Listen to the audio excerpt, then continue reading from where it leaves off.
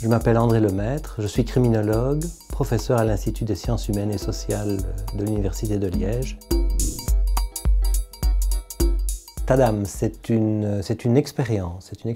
qui visait à offrir un nouveau type de traitement à des usagers d'héroïne sévères à Liège, de leur prescrire de l'héroïne médicale, c'est-à-dire de la diacétylmorphine, et de voir si ils allaient mieux, s'ils se comportaient aussi mieux sur le plan social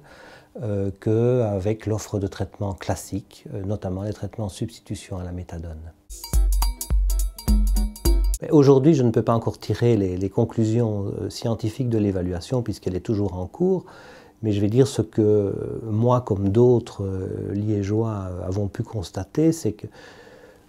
l'implantation du centre, la mise en place du traitement n'a pas créé les difficultés que certains avaient craint à un moment donné. Il n'y a pas eu de problème de santé spécifique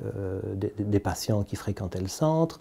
Ils n'ont pas créé de désagréments dans le voisinage. Et le fait évidemment que le commissariat de police ait été installé juste à côté du centre n'a pas non plus créé de difficultés, ni au niveau des patients, on aurait pu imaginer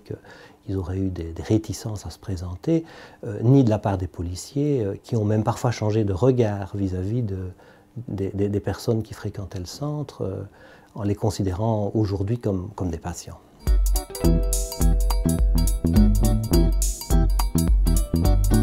C'est un lémogéré. Je n'aime pas la manière dont vous formulez la question. On parle d'êtres humains, on parle de citoyens, certes un peu différents des autres, parce qu'ils ne sont pas tout blancs non plus,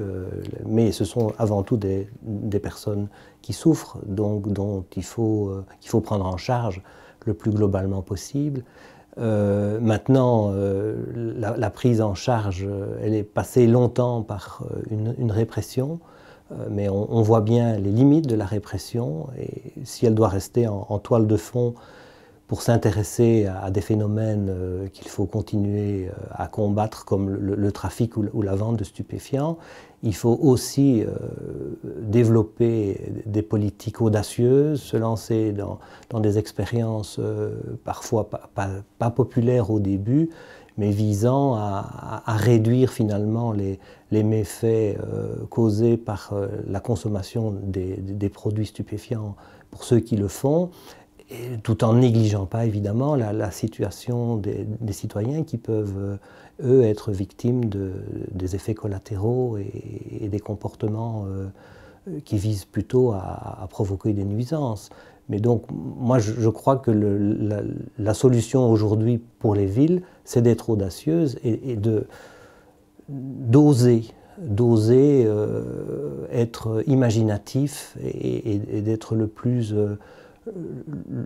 enclin à aider, à constituer des ponts